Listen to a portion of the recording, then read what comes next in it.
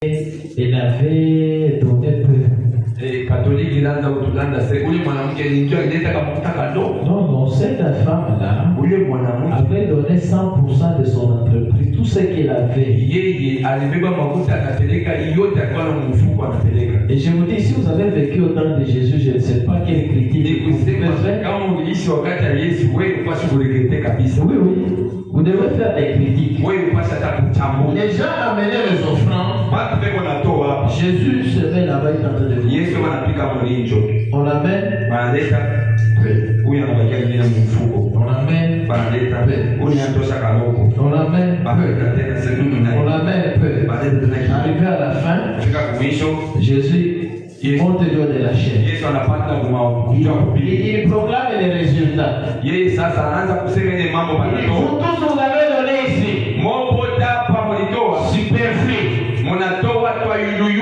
Mais cette frère ici a donné toute son entreprise. Et de vous tous, celui qui a donné plus de cette frère. Si tu étais là, tu devais dire quoi? Jésus n'a exagéré. Que Dieu vous bénisse. Que Dieu vous bénisse. Et Dieu vous comble. Le Seigneur soit avec vous tous. Est-ce que vous le Seigneur? Aimez-vous le prophète? Par la grâce de Dieu, qu'on se mette debout. Nous sommes dans les livres des gens. Je commence par le verset 1.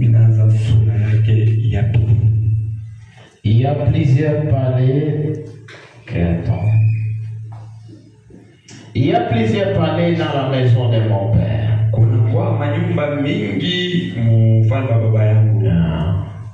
Si cela n'était pas, je vous l'aurais dit, je vais vous préparer une place. Et lorsque je m'en serai allé, et que je vous aurai préparé une place, je reviendrai et je vous prendrai avec moi, enfin là où je suis, vous y soyez aussi. Et vous savez où je vais, et vous en savez les chemins. Vous savez, Jésus était terrible. Sans même les expliquer les chemins, c'est quoi? Et directement, il prend l'avance et dit que vous savez déjà.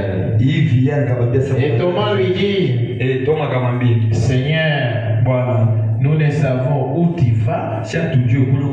Comment pouvons-nous en savoir les chemins? Tu nous dis seulement tu vas.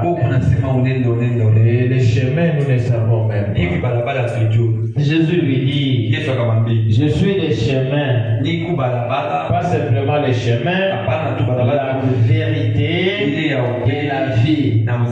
Nul ne vient au Père que par moi. Et si vous me connaissiez, vous connaîtrez aussi mon Père. Et dès maintenant, vous le connaissez et vous l'avez vu. Philippe lui dit, Seigneur, montre-nous le Père et cela nous suffit.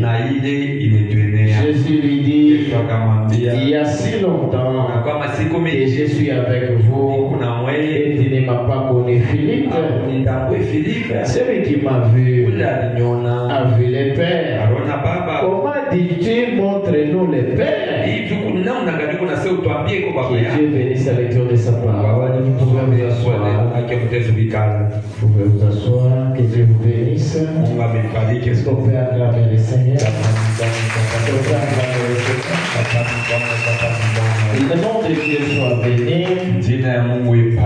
Et que sa grâce soit avec nous encore ce matin. Ok, on va essayer de concentrer la chose. Ok, il y a si longtemps que je suis avec vous et tu n'as pas connu Philippe. hivi kuna kwa neno. Que Dieu vous bénisse. Mungu amebariki. Que Dieu vous comble. Mungu amejaze. Ok, on peut nous chercher, Mardocheo. Va nous chercher dans les tiroirs la crème. Nanama. Ok, nous parlons c'est il y a si longtemps. C'est-à-dire les disciples, malgré qu'ils étaient avec Jésus, ce n'est pas qu'ils les comprenaient facilement. Parce que Jésus avait un langage dur. Ce n'est pas les gens parce qu'ils ont vécu avec les prophètes qui pouvaient comprendre ce que Branham disait. Donc, le message en soi est tellement difficile aussi. Que Dieu vous bénisse. Par exemple, la révélation de cet honneur, les gens ont su cela après. En 1977, Kuhlman a commencé un peu. Et les autres ont apporté les poids à partir de l'an 81, ainsi de suite. Et cela a mené des secousses dans le monde entier. Donc qu'est-ce qu'il y a? Les autres parlent, il y a des ceci, il y a des dieux dans la chair humaine, je ne sais pas, la vérité des nuées, et ceci et cela. Que Dieu vous bénisse. La révélation n'a jamais été un cadeau sur le plan. La révélation, c'est Dieu qui donne. Jésus, il était Dieu fait chair, Dieu lui-même. Et Dieu sous la forme humaine parmi les humains. Et il était né comme les hommes parce qu'on l'a vu comme un homme en train de grandir. Il avait la nature des humains. Jésus pouvait se fâcher comme les gens se fâchent. Il pouvait prendre le fouet pour fouetter les gens. Et il pouvait être fatigué et dormir. Et il pouvait avoir faim et maudire même l'arbre parce qu'il avait faim. Et c'est purement humain, chaque humain a besoin de la nourriture. Et Jésus pouvait pleurer quand Lazare est mort. Il avait des sentiments humains comme tout le monde. C'est ça même qui était l'objectif des rédempteurs. Parce qu'un rédempteur devait être un proche parent, c'est-à-dire un frère de l'homme. Un esprit n'est pas le rédempteur. Jéhovah n'est pas rédempteur. Parce que c'est un esprit. Parce que tu as des problèmes, il te frappe. Comme le temps de Moïse, vous jouez, il descend, il frappe. Là, c'est un esprit. Il n'y a pas moyen d'avoir pitié de vous. Mais il fallait qu'il soit un humain pour comprendre que les humains souffrent. Quand il sent la famille, il sent que les gens ici souffrent. Même quand il dit à Dieu, Seigneur Dieu, j'ai faim, je n'ai pas à manger. Il comprend, ce jour-là, j'ai maudit l'arbre à cause de la famille. C'est que le monsieur ici, il a raison. Il faut que je l'aide. Quand il dit, Seigneur, je suis fatigué, j'ai des maladies. Oui, ce jour-là, j'avais senti des fatigues. Il faut que ces gens ici, je puisse les aider. Quand ils pleurent, il va se souvenir, même moi, ce jour-là, quand Lazare est mort, j'avais pleuré terriblement. C'est pour cela que Christ avait des natures. Et il était 100% homme. Ce n'était pas un ange, c'était un homme, 100% comme vous et moi. Même quand il a porté la croix, la croix était trop lourde. Il prend. Ce n'était pas un ange, un homme.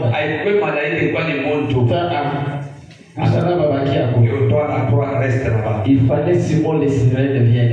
On lui donne Simon de Cyrène.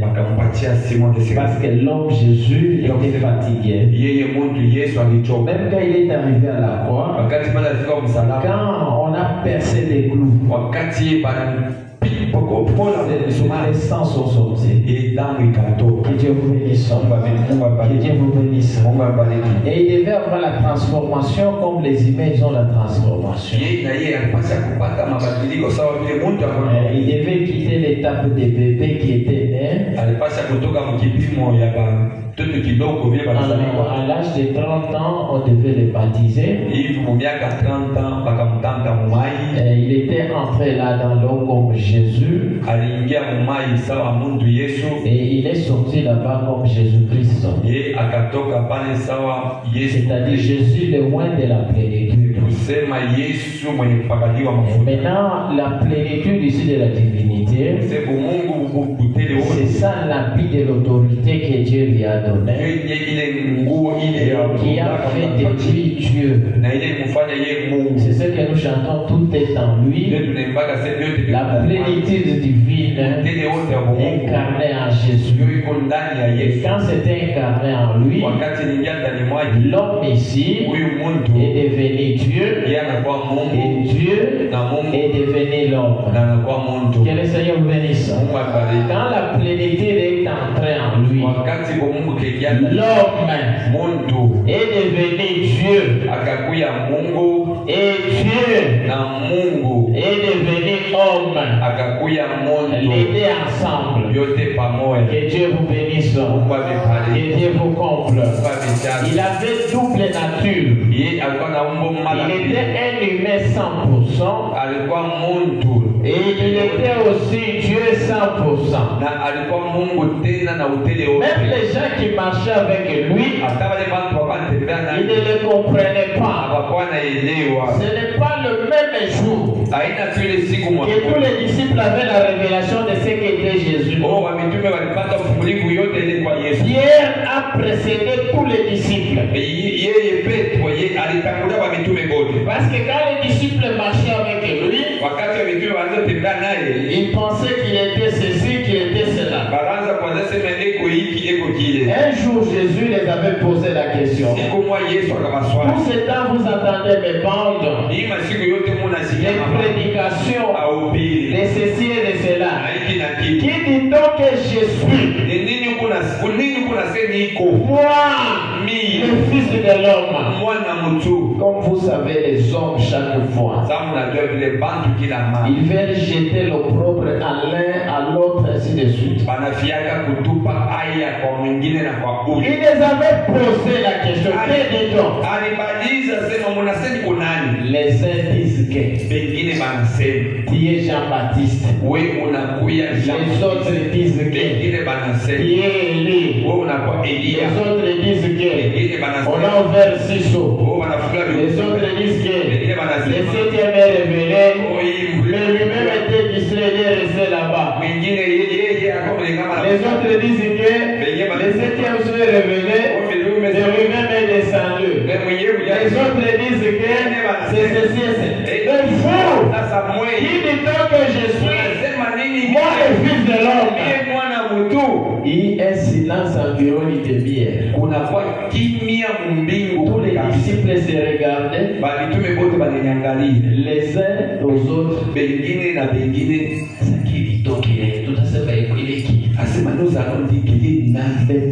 a eu la grâce de Dieu de faire l'expérience avec le Seigneur. Il a quitté la terre. Il est entré en esprit. Il est arrivé au trône. Il a vu le Père de Jésus. Cet homme nous a posé la question, qui dit-on que je suis? Mais il est au juste qui? Nous l'avons dit, les uns disent, les autres disent. Le Père lui a dit, il est le Christ, le Fils du Dieu vivant. Maintenant Pierre est retourné dans dans la chair. Et quand il parlait, il dit à Jésus, je lève ma main, je connais qui tu es. Tu es le Christ, le Fils de Dieu vivant. Que Dieu vous bénisse, que Dieu vous comble. Le Seigneur soit avec vous tous. Et Jésus lui a dit, Pierre, fils de Jonas, car ce n'est ni la chair, ni le sang qui t'ont révélé. Mais si tu as eu la révélation, c'est mon Père qui est dans les lieux célestes. Il vous a dit cela. Toi tu es Pierre, un homme. Sur cette pierre, qui est le caillou. Non, toi, tu es Pierre. C'est autre chose. Sur cette pierre,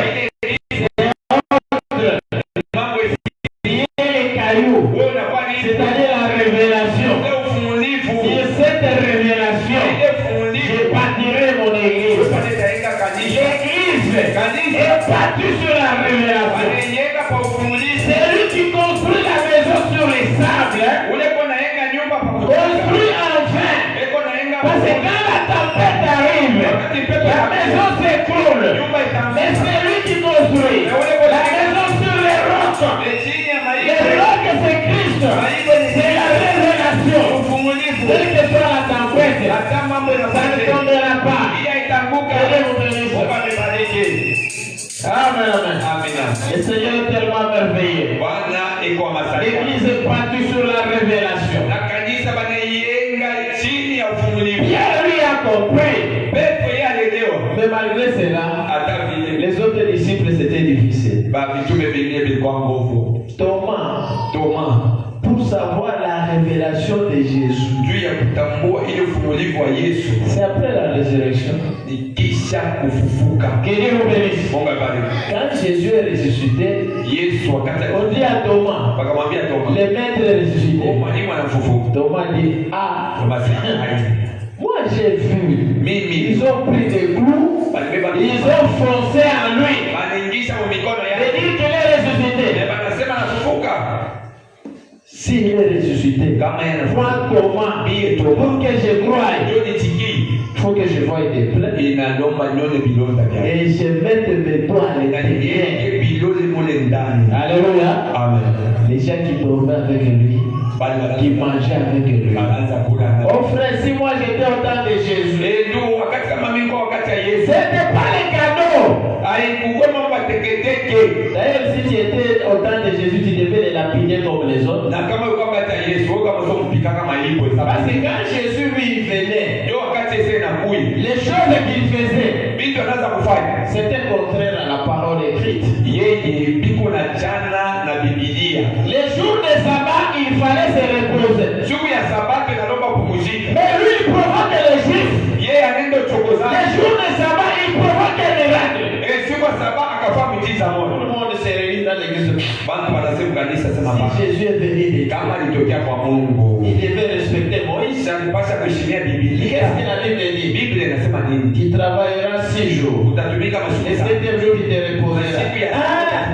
Vous voyez, la parole est claire. Si cet homme est venu de Dieu, aujourd'hui, les jours de sabbat, il devait faire rien. Lui-même, on le suit. Au lieu de s'humilier, Jésus, quel est le bénisse? On lui pose la question, lui, il est en train de lui dire que le fils de l'homme est maître du sabbat. C'est terrible d'avoir. Il ne s'est pas humilié. Le jour de sabbat, ramènons-lui dans la Bible. Que Dieu vous bénisse. Il était un scandale mondial. Il fait des miracles, il multiplie les pains, les gens mangent. Les autres disent non, c'était magicien. Il a multiplié. Oh, tout, non. Moi, Viens dans notre église. Vous verrez Jésus, il fait les miracles et tout ça. La Bible dit plus de 5000 hommes, sans compter les femmes et les enfants. Avec la loi de Moïse, c'est qu'il y avait des femmes, 3 enfants, 10 enfants, 11. Si on comptait peut-être c'est une église de 30 000. Maintenant Jésus passe sur de la chair. Les mois Kapinga, les mois José, ils attendent que nous allons manger le pain aujourd'hui. Les autres avaient mangé, nous n'avons pas mangé. Mais je vous dis un scandale. Prédication scandale. Le maître passe. Et la prédication d'aujourd'hui est très bonne. Il les faisait comme ça. Celui qui ne mange pas ma chair et qui ne mange pas mon sang n'a pas la vie éternelle. Frère patient. Vous êtes dans l'église des sorciers. Parce que ceux qui mangent la chair, ce sont des sorciers. Il faut manger cet homme. Imaginez. La voisine que tu as invitée, il prend la chaise des pas. L'autre là, il prend des pas. L'autre là, il prend des pas. Si c'était moi, il dirait non, écoutez, vous m'avez mal compris. Il n'était même pas dans ça. Les gens ont murmuré, ils ont parlé. Nous avons toujours dit, c'est un Belzéboul. Il déclare clairement, il faut manger la chair et le sang. C'est que la Bible interdit. Lui, il prêche. Il vient d'où? Oh, il dit qu'il vient de Dieu. Dieu du ciel ici. Il a interdit ça. Vous voyez avec vos églises, un scandale dans tout Israël. Mais Jésus calme. Il ne disait ni A, ni O, partout les gens étaient de juger. Mais il regarde, il dit, vous parlez mal contre moi. Je vous pardonne. Mais attention, quand celui-là viendra, le Paraclet, le Saint-Esprit, un seul mot, il ne vous sera pardonné, mais dans ce siècle, et dans les siècles à venir, et vous jouez avec moi. Que Dieu vous bénisse. Que Dieu vous comble. Papa, toi tu parles à quelle église? De Jésus. Le fils de l'homme là. Maître de sabbat. Là-bas on mange la chair. Je vous dis la réputation était très mal. Mais lui-même n'était même pas dans ça. Amen. Il était un homme comme un fou. Quand il vous déclare la chose, m'en fous. Alléluia. Acclamez le Seigneur pour vous. Il dort avec les disciples. Il mange avec les disciples. Il parle avec les disciples. Il prêche avec les disciples. Mais il arrive à la fin de son ministère. Il dit que vous connaissez là où j'ai fait. Dans la maison de mon père, il y a plusieurs maisons. Plusieurs demeures.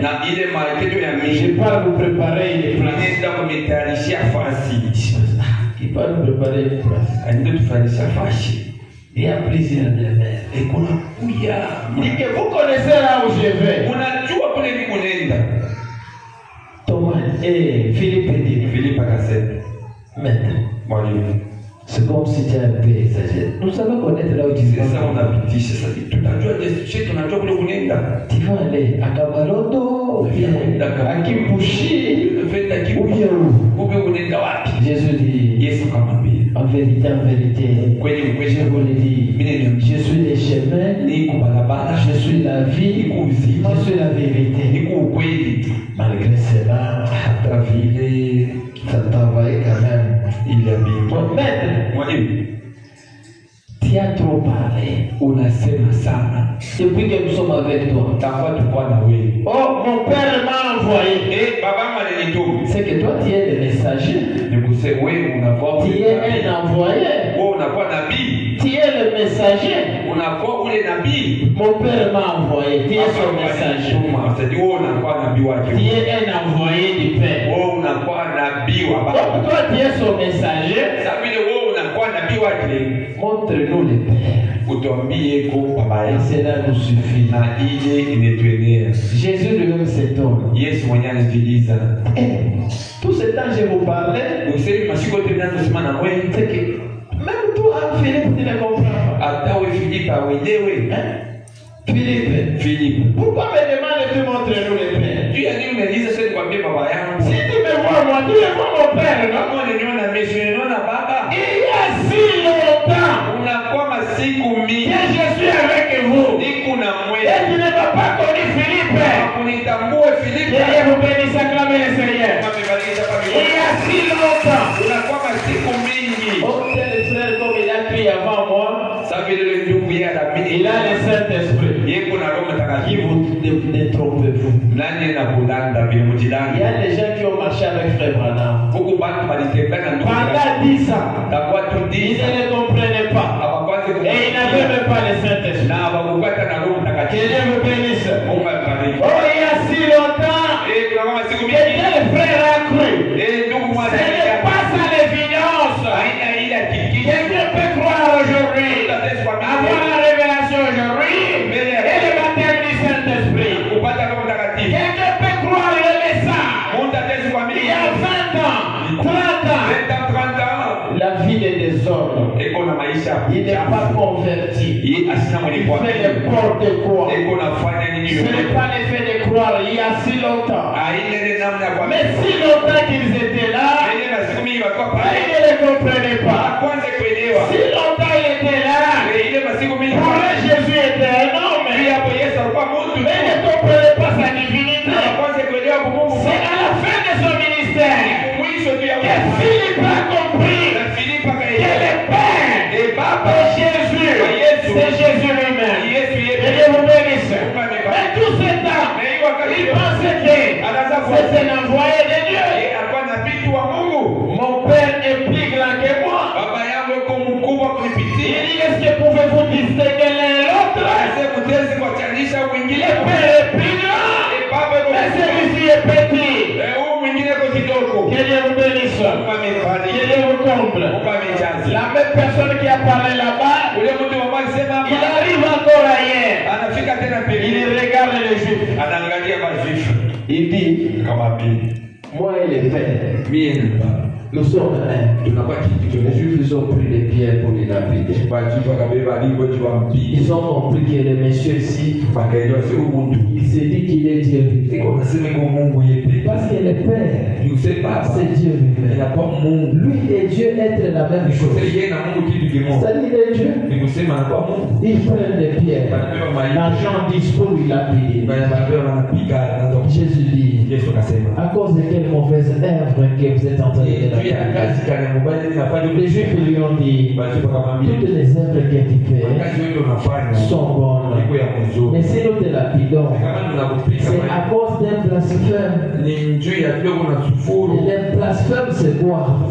Parce que toi, qui es un homme, tu t'es fait Dieu. Que Dieu vous bénisse.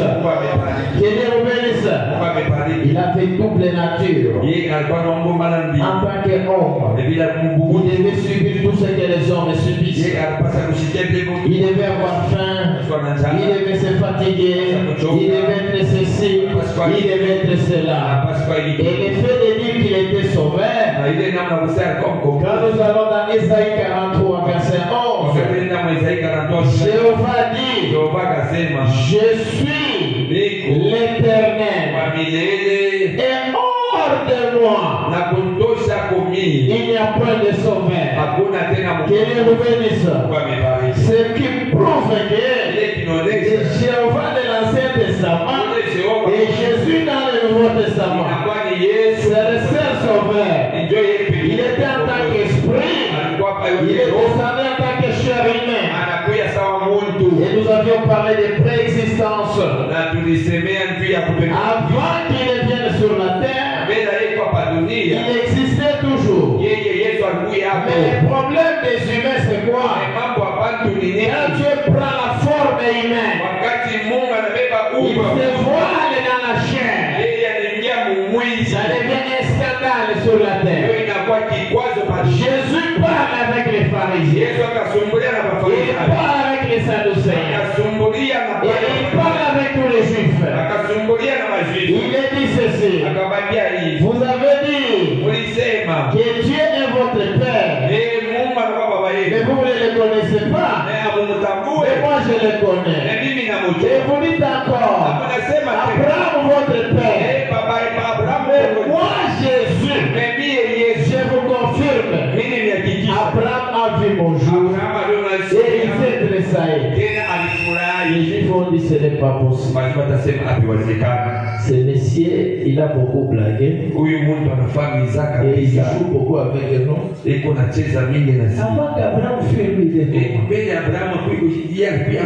il a quel âge? Il a même moins de 50 ans. Ils ont pris la question. Il dit papa. Il n'a même pas 50 ans. Et il a vu Abraham. En d'autres termes, il est un grand menteur. Quel mensonge. 50 ans, il n'a même pas ça. Mais Abraham, tu l'as vu comment? Il n'a même pas 50 ans. Mais tu as vu Abraham. Les autres pouvaient voir ça de lui. C'est vieux là. Quelqu'un qui est ici, qui est grandi ici, Abraham a vu son jour. Même s'il y a des mensonges, ça exagère. Au lieu de c'était, il bombarde encore. Il dit, en vérité, je vous le dis, avant qu'Abraham fût, je suis. Problème. Ils ont ramassé des pierres. Jésus a pris fuite. Et quand vous regardez bien, c'est comme c'était un torrent qui provoquait ça. Et puis il était très souple. La plupart des fois, quand il provoque, on ramasse des pierres. Il prend fuite. Partout chez les voisins, il y a des efforts de Jésus. Et si toi tu étais là-bas, les dieux des pierres en train de prendre le fruit.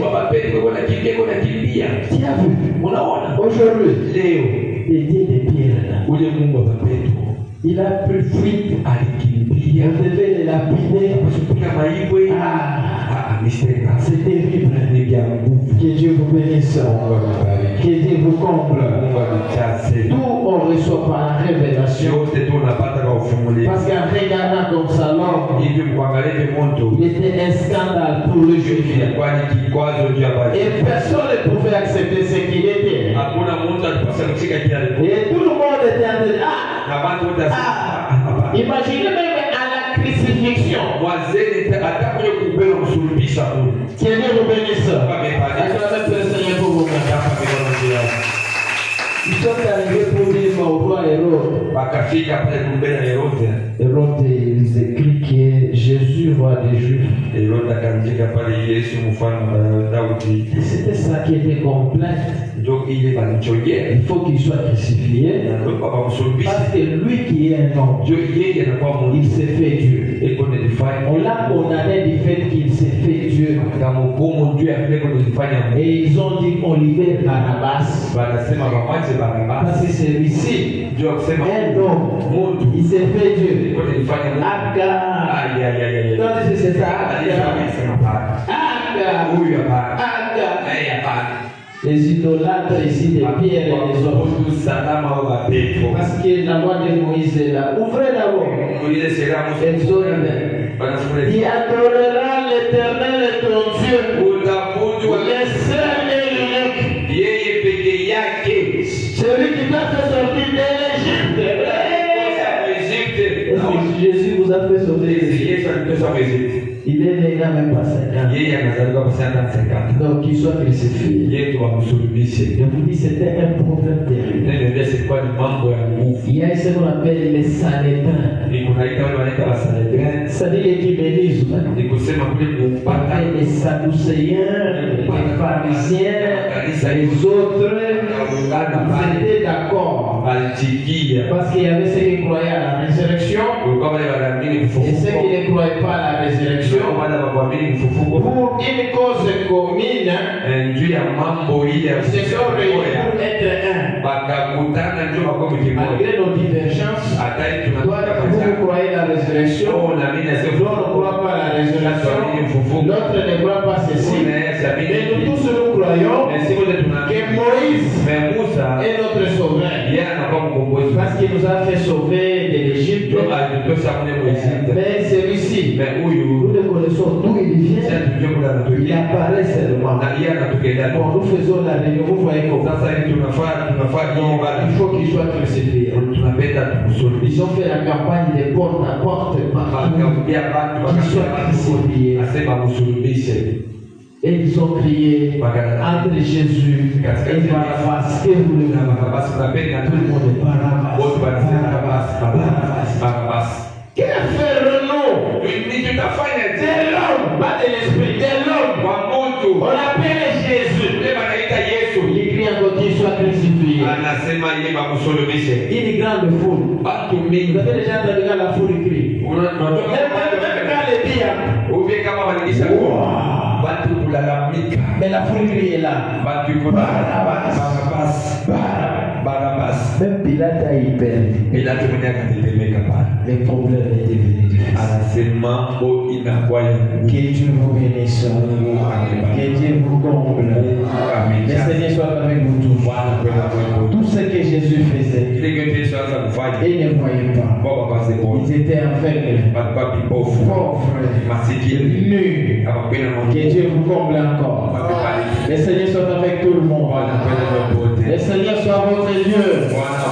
Et qu'il vous bénisse davantage. Et qu'il vous élève. Mais Jésus s'étonne. Ses propres disciples qui mangeaient avec lui. Philippe, il ne m'a pas connu Philippe. Or que Philippe, c'était la première personne qui était partie voir Nathanaël. Imaginez, Jésus était comme ici à Lubumbashi. Nathanaël était à Kibush. À 30 km. Il s'est sacrifié à pied. Quelle onction, quel zèle. Il est arrivé là-bas à transpirer. Il trouve son ami Nathanaël. Nous avons trouvé le Christ, celui que la Bible a promis, le fils de Joseph. Si c'était moi, je devais discuter. Christ doit venir virginalement. Mais il devient le fils de Joseph comment? Mais imaginez un homme comme Nathanaël est un vrai croyant. Il n'a pas discuté. Malgré on lui dit qu'il est fils de Joseph. Mais la question, la préoccupation était ceci. On lui a dit Jésus de Nazareth. C'est pour cela, même quand quelque chose est mauvais, ne condamne pas tout le monde. Jésus de Nazareth. Cela a fait tiquer un peu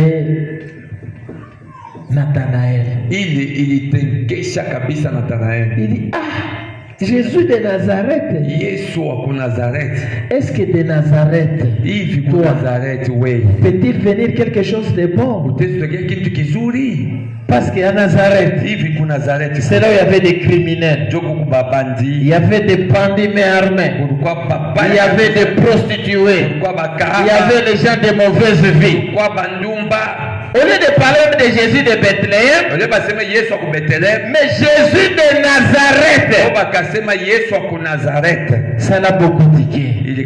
Est-ce que mon cher, est-ce que de Nazareth peut-il venir quelque chose de bon?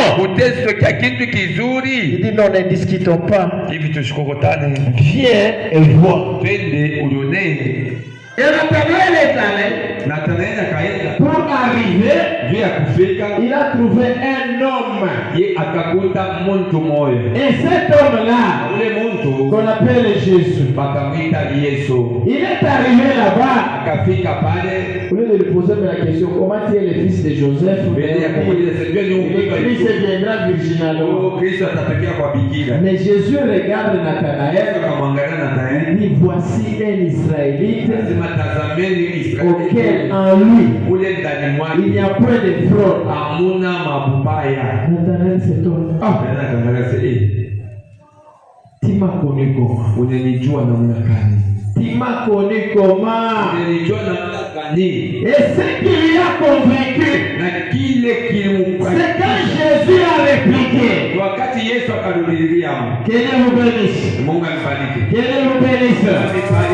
Vous voulez savoir, tu m'as connu comment? Un Israélite auquel il n'y a point de fraude. Tu m'as connu. Il dit, Nathanaël, avant que Philippe ne t'appela, quand tu étais sous l'arbre, moi, je t'ai vu. Ça l'a convaincu. Il dit, je vois qui est le Rabbi, le Christ, le roi d'Israël. Que Dieu vous bénisse, le Seigneur. Il a regardé quelle sorte de Dieu il peut regarder à 30 kilomètres. Sous l'arbre, quand j'étais assis, c'est pas on m'a vu. Non, il est le roi d'Israël.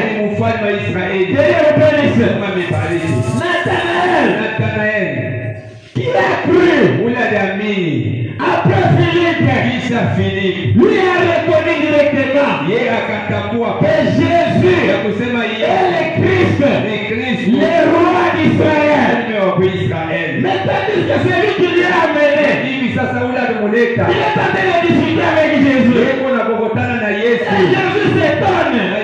Il y a si longtemps que je suis avec toi. Il permet quelqu'un aujourd'hui dans le message. Il va te précéder en connaissance. Il va te précéder en révélation. Elle était toujours un Dieu incrédule des années. C'est Philippe qui amène Nathanaël. Nathanaël a confirmé que Jésus est le roi des Christ. Il est le Christ. Mais tandis que Philippe qui lui a amené, il discute avec Jésus.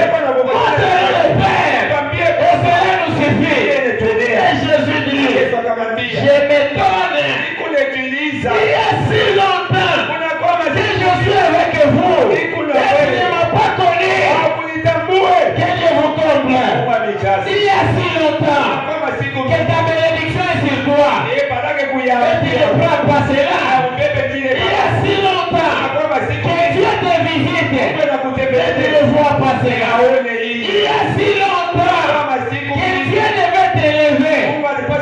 Mais tu n'as pas connu ta visitation. Il y a si longtemps, Dieu a ouvert les mains. Dieu a ouvert les mains pour te bénir.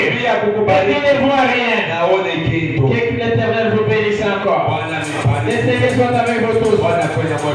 Ce n'est pas question de durer ou de ne pas durer. C'est Dieu qui fait grâce. Quelqu'un peut croire aujourd'hui. Il peut voir Dieu. Il peut avoir la bénédiction. Mais toi qui es ancien, c'est nous qui avons commencé le message. C'est nous qui avons commencé telle chose. C'est nous, ceci, c'est là. Mais chez Dieu, ça n'a pas d'importance. Que Dieu vous bénisse encore. Que Dieu vous comble encore. Jésus s'étonne. Il y a si longtemps que je suis avec vous. Et il ne m'a pas connu Philippe. Que Dieu vous bénisse. Jésus lui réplique. Il y a si longtemps que je suis avec toi. Il ne m'a pas connu Philippe. Y a-t-il Philippe ce matin? Est-ce que Philippe est là? Il y a si longtemps qu'il est avec vous. Et qu'il ne l'a pas connu. Il y a si longtemps. Il y a plus le message. Mais le message te dépasse.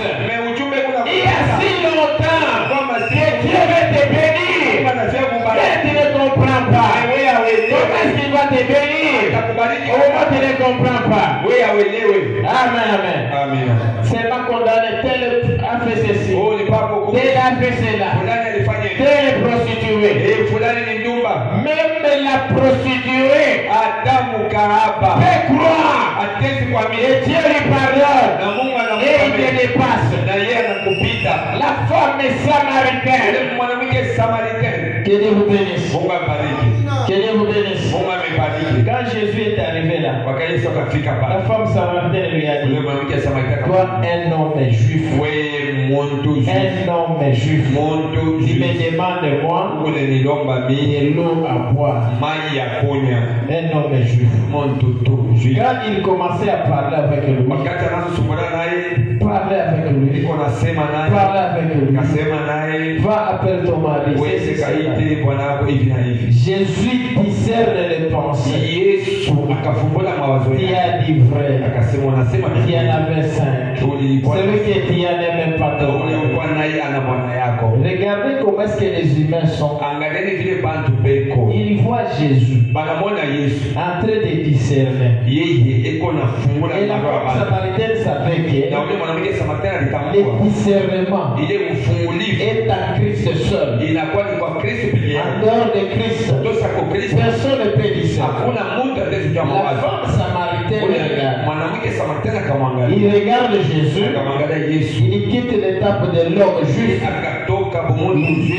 Et arrive maintenant à se transformer à l'étape du prophète. Et la femme samaritaine change le langage. Il dit que j'étais appelé l'homme juif. Quand on a commencé. Maintenant, comme tu me discernes, je vois que tu es prophète. Que Dieu vous bénisse. Que Dieu vous bénisse. Que Dieu vous bénisse. Que Dieu vous comble. La révélation monte maintenant. La femme samaritaine. Quitte dans l'étape de l'homme et Jésus. Il voit maintenant Jésus prophète. Il dit que je vois que toi tu es son prophète.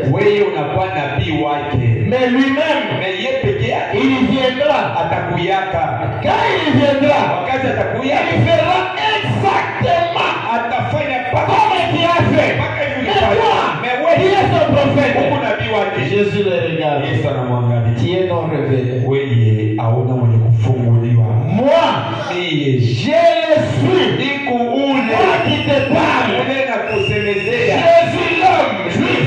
Il quitte l'étape de l'homme juif. Il devient prophète. Il quitte l'étape du prophète. Il dit tu es le Messie. Il est Christ. Et la femme jette la cruche. Commence à prendre fuite. Venez voir. Venez voir. Un homme qui m'a dit tout ce que j'ai fait. N'est-il pas le Messie? Et on dit plusieurs personnes ont cru. Dieu est souverain. Le Seigneur vous bénisse. Il ne faut pas dire au moins c'est moi. Mais la prostituée a amené beaucoup dans le royaume. Et la Bible dit y a eu beaucoup de gens qui sont venus regarder Jésus. Et quand ils ont vu Jésus, ils ont crié. Réellement, c'est le Christ. Que Dieu vous comble. Le Seigneur vous bénisse encore. Est-ce que vous le Seigneur?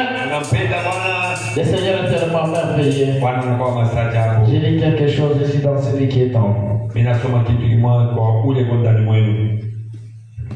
Que Dieu vous bénisse. Celui qui est en vous est plus grand que celui qui est dans ce monde. Je prends la version Canada. Ok. Je prends 154.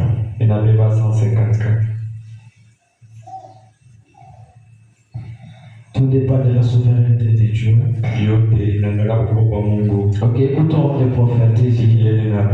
Alors, s'il est en vous, ce n'est plus vous qui vivez, c'est lui qui vit en vous. Voyez, ce n'est pas votre pensée. C'est quand quelqu'un de Saint-Esprit vous pense, ce n'est pas sa pensée. C'est que vous penseriez à propos de ceci. C'est ce qu'il a dit à propos de ceci. Voyez alors, s'il est en vous, il ne niera absolument pas ce qu'il a dit. Beaucoup de gens aujourd'hui disent nous avons le Saint-Esprit, mais il nie. Le prophète dit ceci. Le prophète dit cela. Il ne pourrait pas le faire. Au contraire, il resterait fidèle à ce qu'il a dit. Et il essaie de trouver quelqu'un à travers qui il pourra confirmer ce qu'il est. Est-ce que vous le prophète? Acclamez encore le Seigneur pour vous. 155. Bon, ça ne veut pas dire qu'il doit faire pour chacun. Kwa kila mtu, chacun qui bon, ça ne veut pas dire qu'il doit faire pour chacun. Tafanya kwa kila mmoja. Les écrits soient là. Les écrits soient là. C'est pas ça. Bon, ça ne veut pas dire qu'il doit faire pour chacun. À l'époque de Moïse, où Moïse conduisait les enfants d'Israël, il y en avait un seul. Quel est le bénisse? Est-ce qu'il y avait des Israélites qui a fait les miracles plus que Moïse? Aujourd'hui, les gens veulent faire des histoires comme Branham ou bien plus. Bon, ça ne veut pas dire qu'il doit faire pour chacun. À l'époque où Moïse conduisait les enfants d'Israël, il y en avait un seul. C'était Moïse. Les autres ne faisaient que suivre le message. Voyez, certains d'entre eux ont essayé de s'élever pour imiter ça. Comme il a fait ça, moi aussi je vais. Il ne faut pas imiter. Dieu c'est pas toi. Il les a engloutis. C'est tout. Voyez. Il ne faut pas envier l'étoile de quelqu'un d'autre. Contente-toi de ce que Dieu a fait de toi. Donc vous allez voir. Comme on a vu des frères échouer dans des campagnes. Jacques 14, 12. Vous allez voir. Et vous allez voir. Il dépêche jusqu'à la fin. Que Dieu vous bénisse. Bon, mais celui qui est en vous est plus grand que celui qui est dans le monde. Dieu en vous car il était comme il était en Jésus-Christ. En effet, tout ce que Dieu était, il a déversé en Christ. Et tout ce que Christ était, il a déversé dans l'Église. Vous voyez,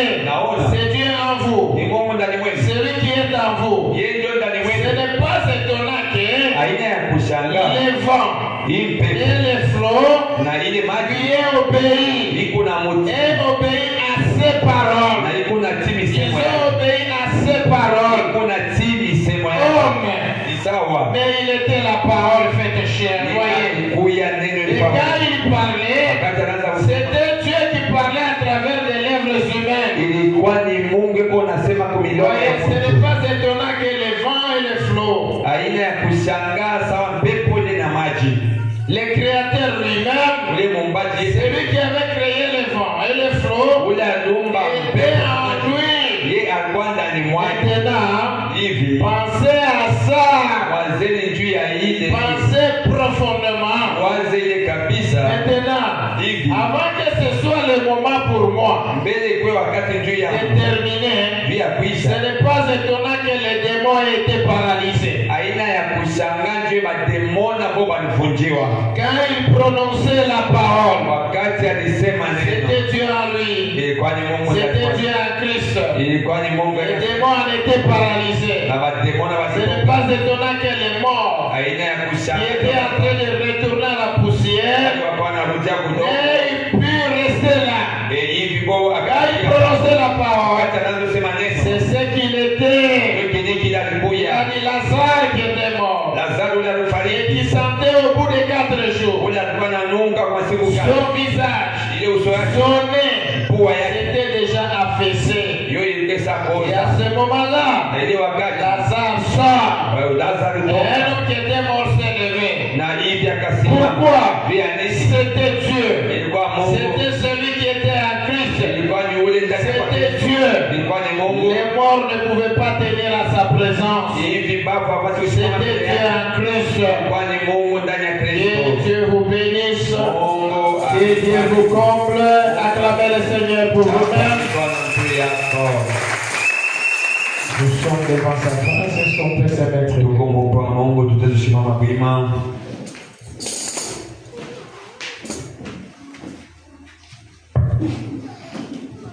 Contemplons les bons mélodies.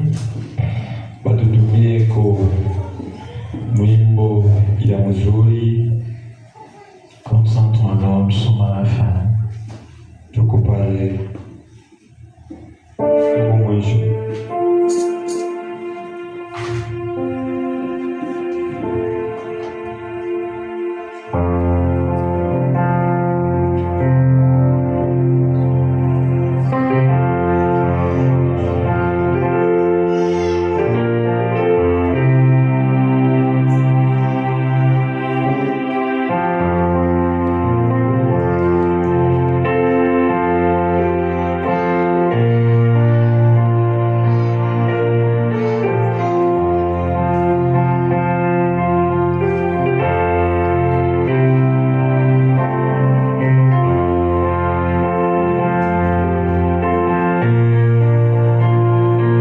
Nous avions entendu la parole.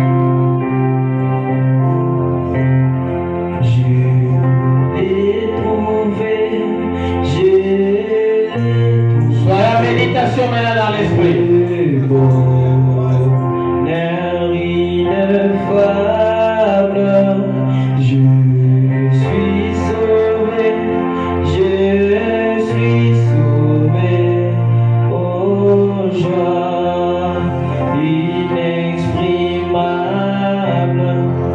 Tous mes péchés sont effacés, le sang de Christ me lave.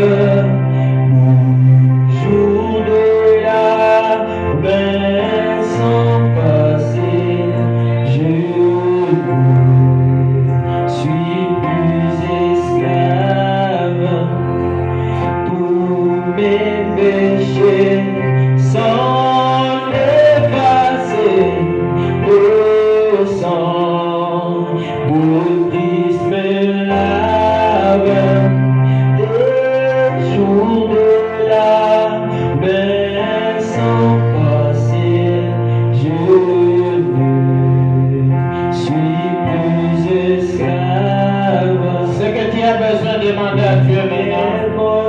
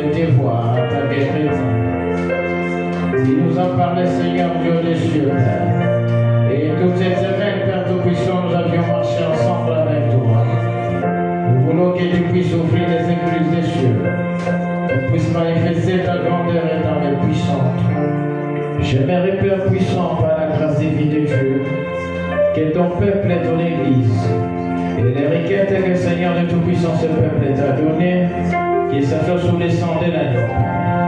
Considère comme si Jésus lui-même écartelait tes prières, Père, et que tu puisses par ta grâce, ta miséricorde nous exaucer maintenant, Père. Car nous avons besoin de toi, Père. Par nos efforts, de notre effort, Père, nous ne pouvons rien faire. Toi qui avais dit sans moi, vous ne ferez rien. C'est vrai, c'est la vérité, sans toi, on ne peut rien faire. Mais avec Dieu, on fera des exploits. Aide, accomplis et manifeste ta grâce. Fais-nous grâce, Seigneur, que chacun puisse témoigner de ton nom, Père. Guéris les malades, Père, au milieu de nous. Ceux qui ont des problèmes graves, Père, accorde la solution, Père. Ouvre des grandes ouvertures, Père, et manifeste ta grandeur. Au nom de Jésus, étant les Dieu Tout-Puissant, même hier, aujourd'hui, pour toujours. Amen. Que Dieu vous bénisse. Mungu amebariki. Que Dieu vous comble. Mungu amechase. Nous vous rappelons ceux qui avaient souscrit Tunanikumbusha kwa wale wanaandikisha d'accomplir un peu vos devoirs. ya timiza kile unaandikisha. Que Dieu vous bénisse encore. Mungu amebariki tena. Que la paix du Seigneur vous accompagne partout. Hivi salama Mungu ivisindikize passion. Que les bénédictions de Dieu soient avec tout le monde. Baraka ya Mungu iwe na mtu